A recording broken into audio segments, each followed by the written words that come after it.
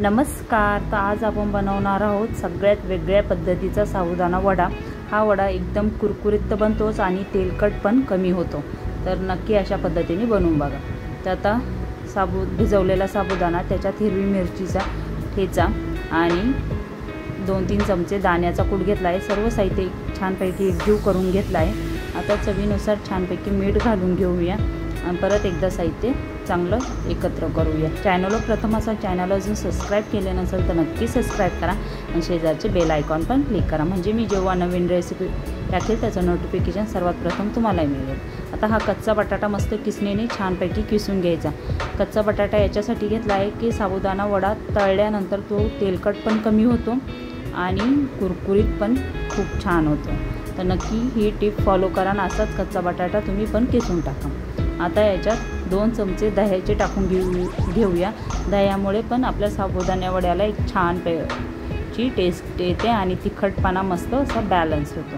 तर छानपैकी साबुदाणा हा असा एकजीव करून घेऊया। आणि जर साबुदाण्याचा वडा बनला जात नसेल तर तुम्ही याच्यात 1 चमचा भगरपीठ पण टाकू शकता।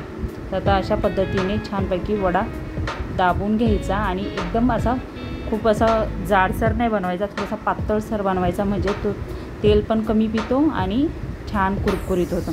तर आपले वडे छानपैकी मस्त तयार करून झाले आहे। तर आता आपण तेल गरम करण्यासाठी ठेवूया।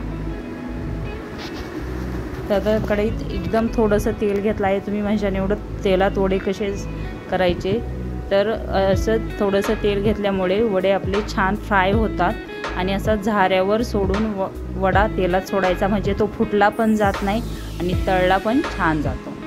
आणि गॅसची फ्लेम ही लो टू मिडियम ठेवायची आणि असं वरतून झाऱ्यानं तेल सोडून घ्यायचं वड्यावर। तर अशा पद्धतीने तुम्ही नक्की करून बघा। व्हिडिओ आवडला असेल तर लाईक करा, शेअर करा आणि चॅनलला सबस्क्राईब करा। आपल्या चॅनलवरती अशा छान छान रेसिपी टिप्स तुम्हाला बघायला भेटतील। याच्या आधी पण मी उपवासाच्या काही रेसिपी अपलोड केल्या आहेत, त्या पण जाऊन नक्की चॅनलवर बघा। तुम्ही बघू शकता किती छान वडा आपला तळून झाला आहे। तर आता एक एक करून आपण सर्व वडे छानपैकी अशाच पद्धतीने तळून घेऊया। तर पुन्हा भेटूया अशाच एका मस्त आणि खमंग कुरकुरीत रेसिपीसोबत। तोपर्यंत बाय, थँक्यू।